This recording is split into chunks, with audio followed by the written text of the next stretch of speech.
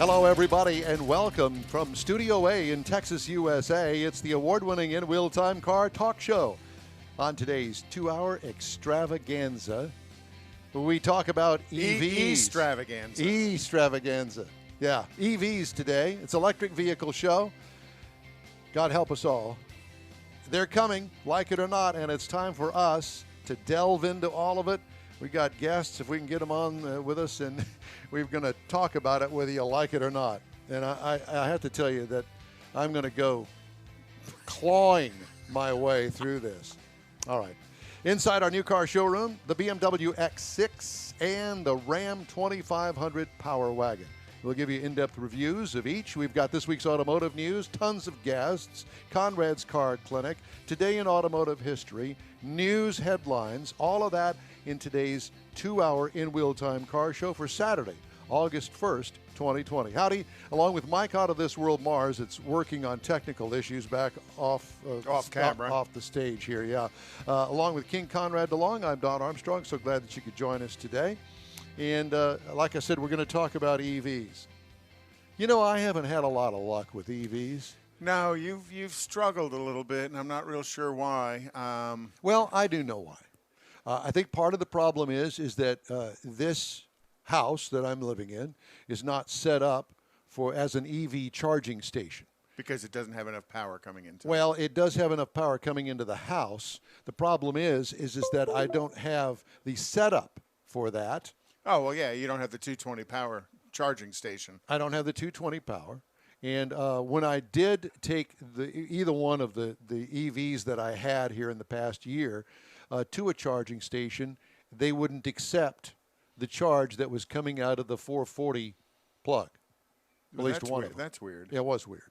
But I didn't also have the card that you put up to the card reader. That allowed you to power. So I had to call the company, EVgo, and say, here's the card. No, oh, yes, we see the card number.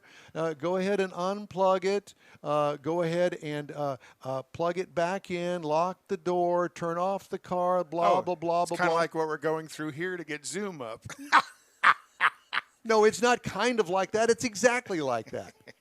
So at any rate, I had problems. And then when I plugged the car in here in the 110 outlet, it has a little readout that's on the dashboard that says how many hours to a full charge at 110 going into it. Oh gosh, but at 110, it took days. Oh yeah, I never got there. Well, that's why when you see these charging stations that are starting to pop up around town, Whole Foods being one of them, out at the airport being another. Typically, if it's set up as a charging station, they come in with 440. You can bring 220 into your house as a charging station, right?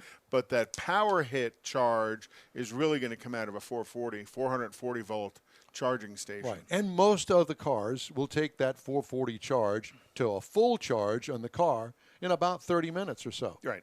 And so, more than 30 minutes, but in a substantially less time. It depends on the type of battery, from what I've read, the type of battery, and the make and model of the car, and is it a new EV?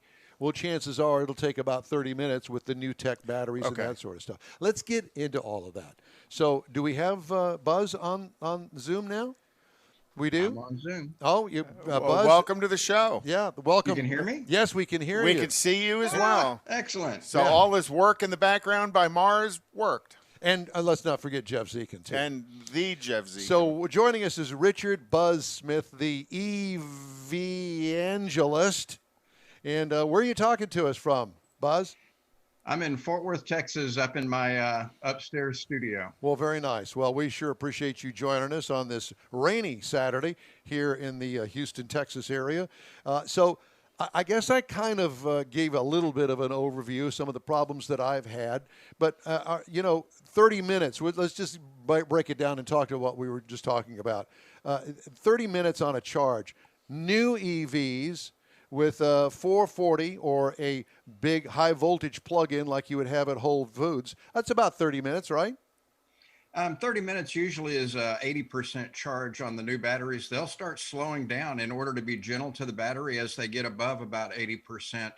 But one thing that I tell, I used to sell cars for a living. I changed careers because the EV changed my life.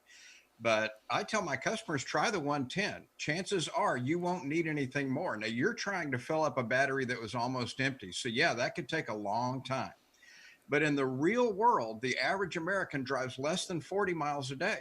So, on a 110 outlet, just like charging your smartphone, you can fill that battery up while you sleep. You get home, you plug it in, you walk in the house, you forget about it. Next morning, you come out, battery's full. Now, for a long trip, you're going to need DC fast charging.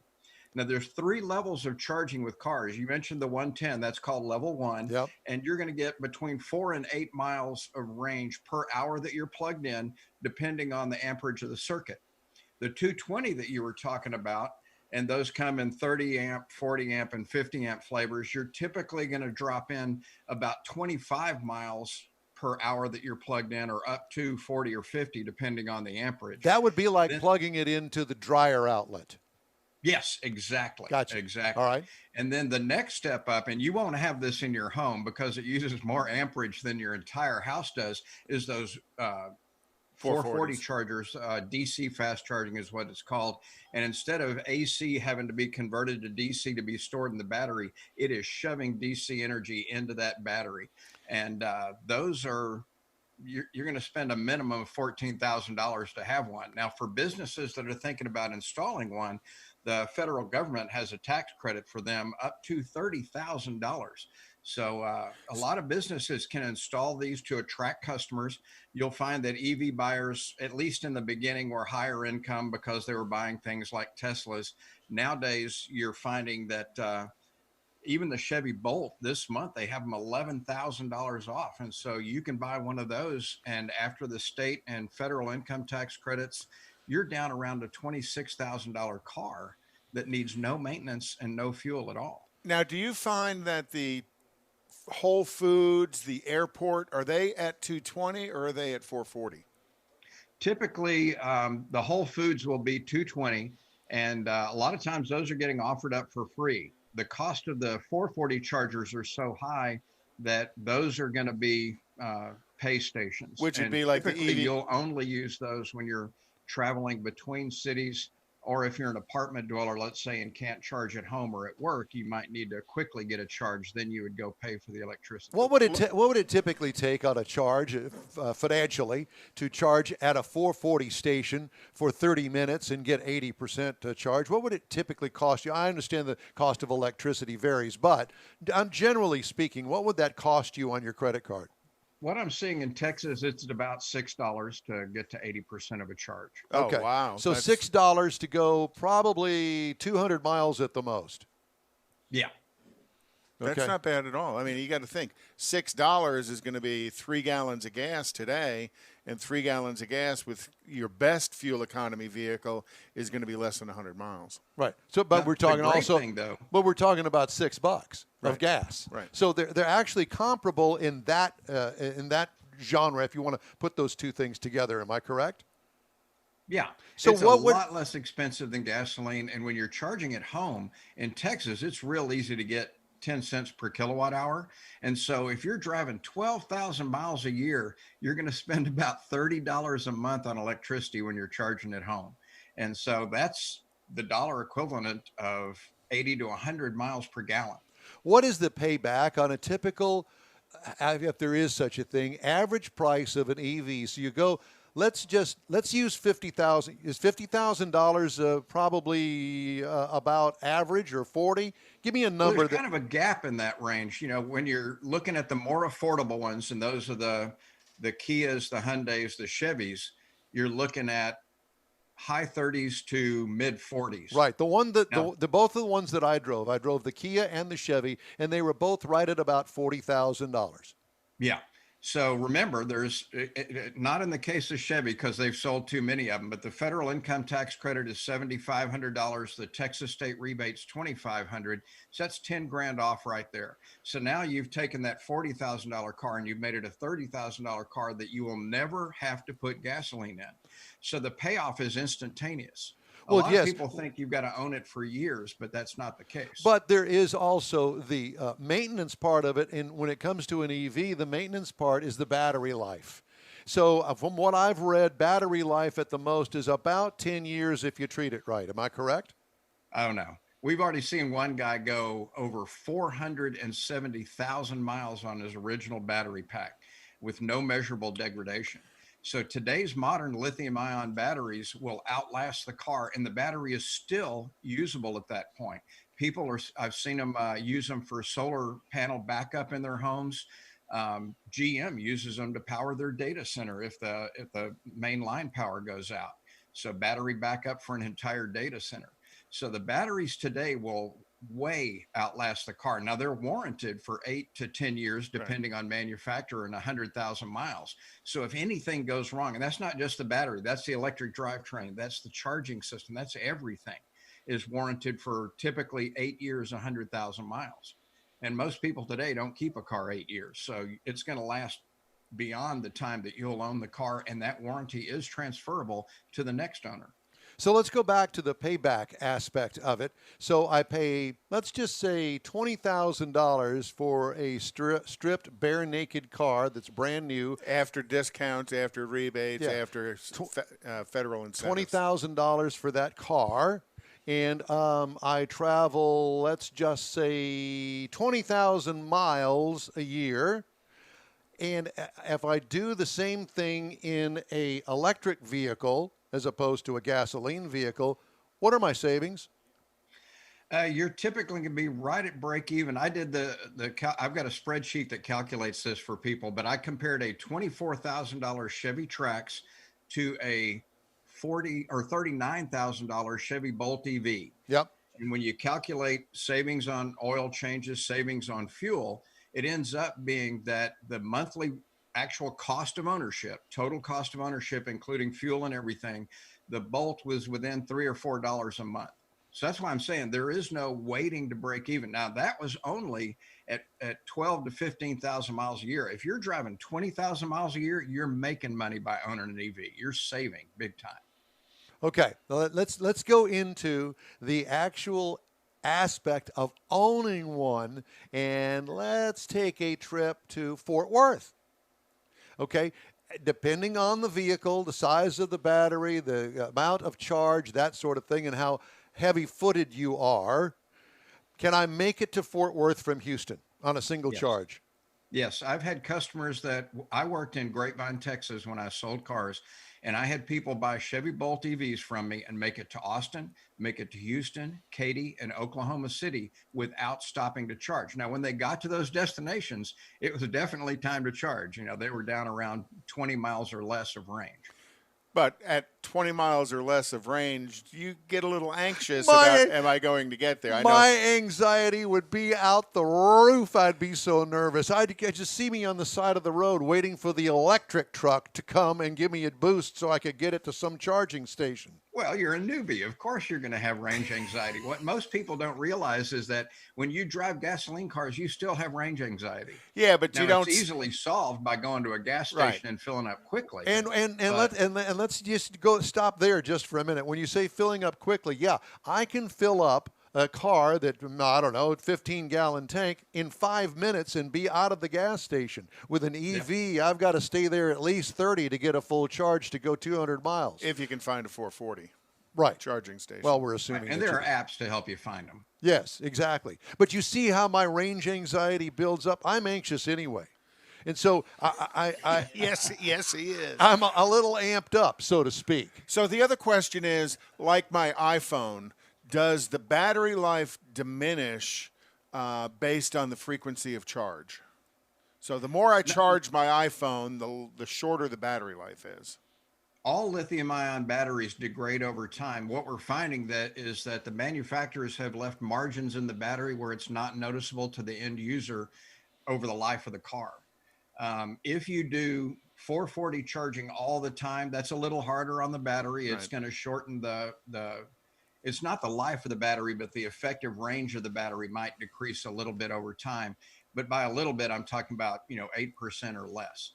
So, and the other thing is thinking about these cars appropriately. Right now, the charging network makes it difficult to get to some places. I did a study recently. I can get to Houston, no problem. But if I want to go to Estes Park, Colorado, I've got to go up through Kansas and take a left instead of the most direct route because there weren't any DC fast chargers on the route that I normally take through the Panhandle. Well, that's changing. I mean, the rollout of EV charging infrastructure is happening right now. The bias right now is in major cities, but it's happening along the major traffic ways. Tesla has an excellent charging network where you can get from the East Coast to the West Coast, no problems at all.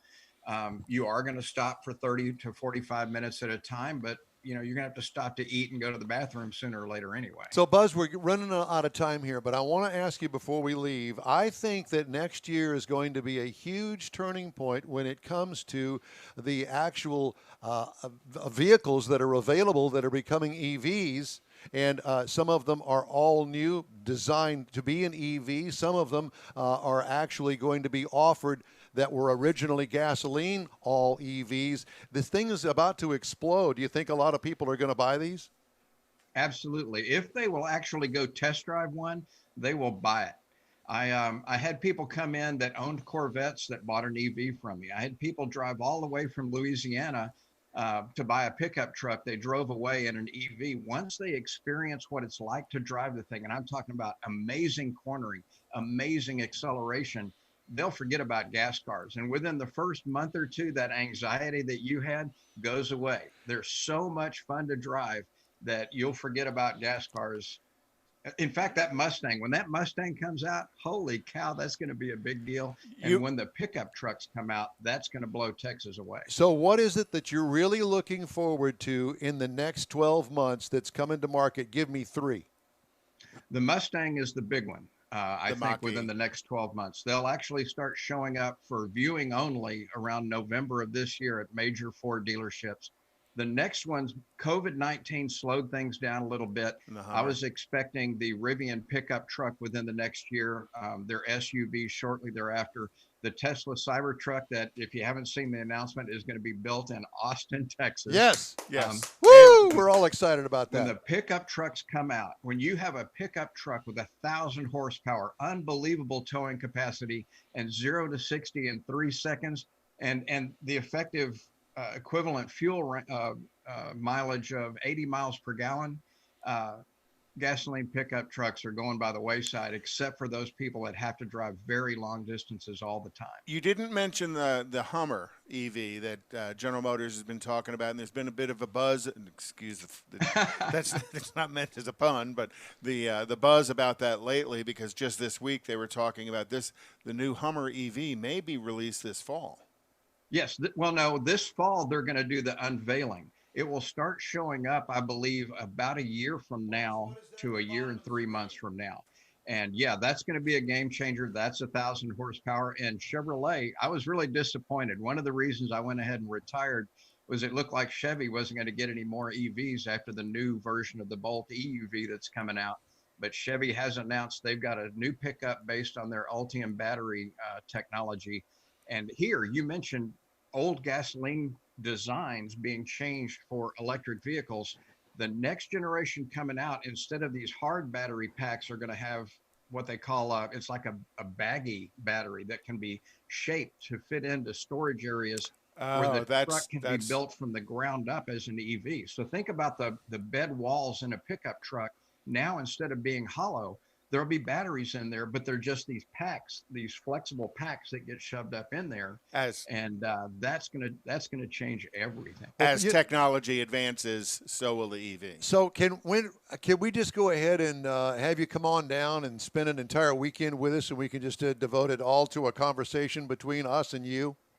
I am absolutely waiting with bait-like breath for that. Well, listen, we surely appreciate your knowledge. I mean, we could go on, and we may have you back very soon. We really appreciate you, Buzz Smith, the EV or evangelist. Evangelist. Yes, evangelist. We really appreciate you, and thanks so much for joining us today. Great information, and let's stay in touch. Sounds good, guys. Y'all have a great show. You do the same. All right, a review of the BMW X6. The X6.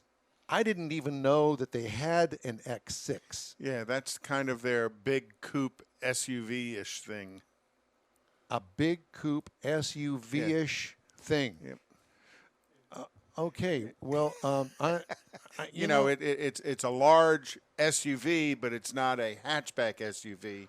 It's a coupe. It's not a hatchback, Yeah. and it's not a fastback. okay. But it's a fastback, big sedan Well, SUV. you're going to thing. have the first time in this program to talk right after this important message. As America gets back on the road, a lot of things have changed, but not the need for drivers to be safe. With that in mind, it's time to review our safe driving checklist. First, you're in your car. Check. You're sober. Check. You're wearing your seatbelt. Check. Your phone is put away. Check. Great. Make sure you follow the speed limit. And remember, law enforcement is enforcing traffic safety laws in our community to save lives. Paid for by NHTSA.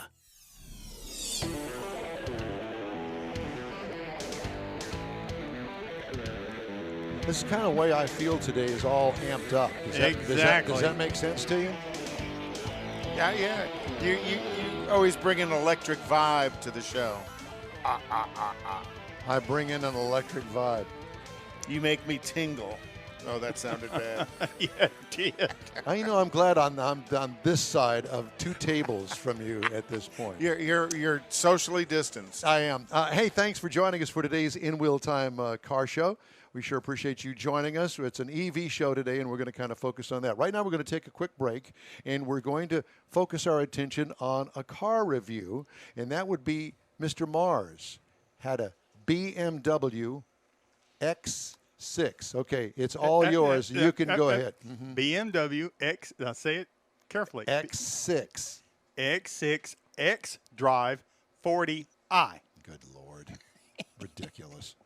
Now, what we're talking about here really is it's been around for a while. The X6 has actually been around. It's based on the X5, and this is the third generation of this vehicle. Now, this is what they're calling an SUV coupe. Ran into this once before. But it's four doors. But it's four doors. But it's an SUV coupe. So it's Who dreamed that up? Couldn't tell you that. A coupe Is two-door. I got it. But it's the way the style is. If you look at it from a profile perspective, the way the roof line drops back, it's not really a hatchback, and it's not really a fastback. In fact, somebody else, I don't know, a year or two ago, they called it something similar, a sportback for a definition. Now they're calling it a coupe, but that's basically what it is. It's a very sleek-looking, almost coupe-like vehicle, but it's still an SUV. All right. Now, it does say it's capable of holding 5 people. 4 is probably a little more comfortable because when you get into that roof line dropping back towards those D-pillars and stuff. It's not made for tall people in the It's back. not made for tall people, and you have a tendency to want to lean in a little bit so you don't bump your head. so you don't bump your head. But saying that, I will say that Why would you want that? Why would you want to spend all of that money and sit in the back seat and bump your head? Well, how many people do because you if you're know? spending the money, you're driving. Yeah, I was going to say, So, not that but- many people spend that much time in the back seat of their car. Exactly, particularly this one. But I will say it is a little bit longer wheelbase. It's got a little bit wider track. But again, that lower roof line as it drops back, you got a really nice, big, large grille up front. It's a little bit bigger. It's a little bit better looking to me than what the regular BMW grille looks like. You got to find all the good stuff, the adaptive LED headlights and fog lights, and power folding side mirrors, power lift gate. Again, there's your lift gate for your SUV. Now, you're also going to, we were rolling on some 20-inch wheels, but there is some 22-inch available because this is a BMW, and it's going to give you a little bit more driving experience as they try and span between a coupe and a SUV. Interior looks pretty. You go into the interior, you got this coffee Vernasca leather interior is what we had. Sports seats with heat. Interestingly, though, the infotainment system that they have inside there, the Live Cockpit Pro is the 12.3-inch screen where you're going to find your gauges, but the iDrive 7 is the infotainment system. And the interesting thing I found, when it comes out, like now, it comes with Apple. They haven't got it set up for Android yet. Android's coming, but it's kind of weird that they don't have them both in there at the same time. We had the Harman Kardon surround sound system in it, and it really made lots of nice noise inside there. It was really cool.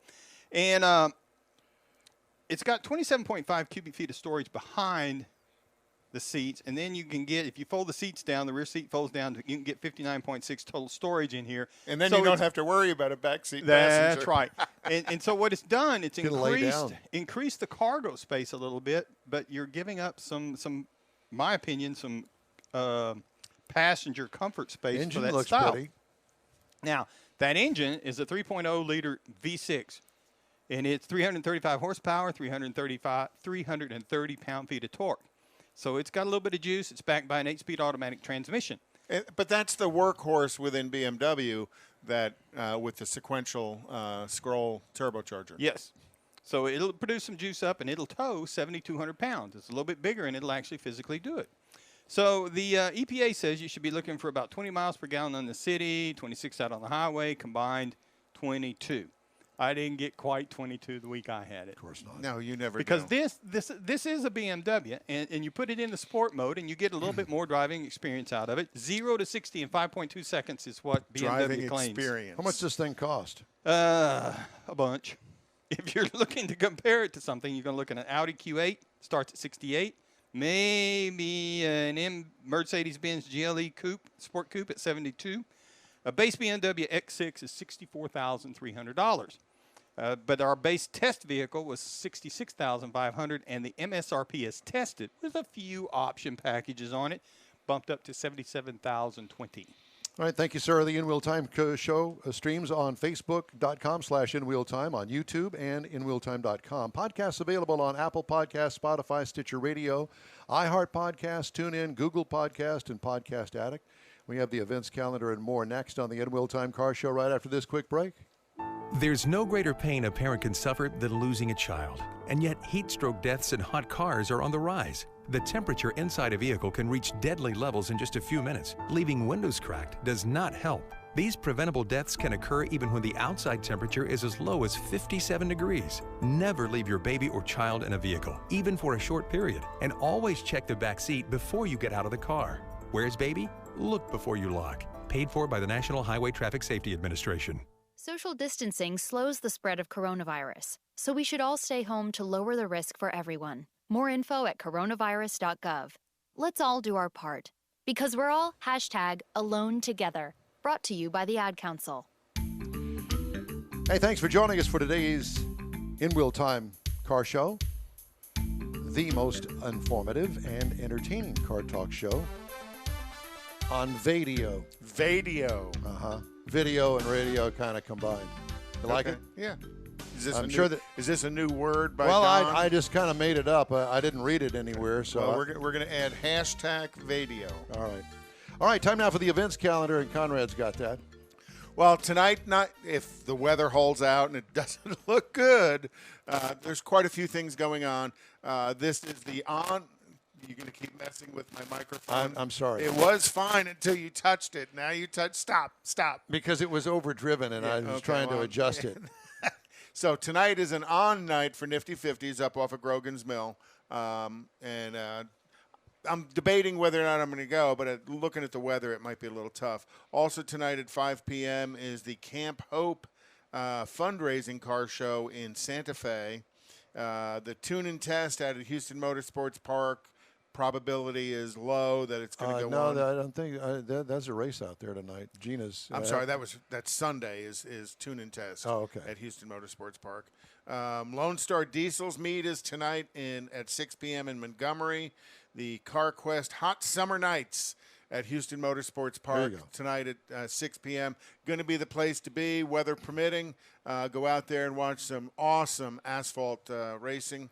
Tomorrow is SCCA Autocross out at the Houston Police Academy out there by the airport. Great little track. They've got a wonderful relationship out there. Coffee and Cars and Donuts in Navasota tomorrow at 8 a.m. At 2 p.m. is the COVID Community Car Cruise in Pasadena. And then Sunday night it'll be FM 1960 in Eldridge at Freddy's. All right. Thank you, sir. Hey, I want to remind you that car, truck, Jeep clubs, we'd love to feature your bunch in our car club spotlight. Just shoot us an email, info@inwheeltime.com. Please include your contact information, and we'll get your bunch on our show. In Wheel Time continues after this snappy little break.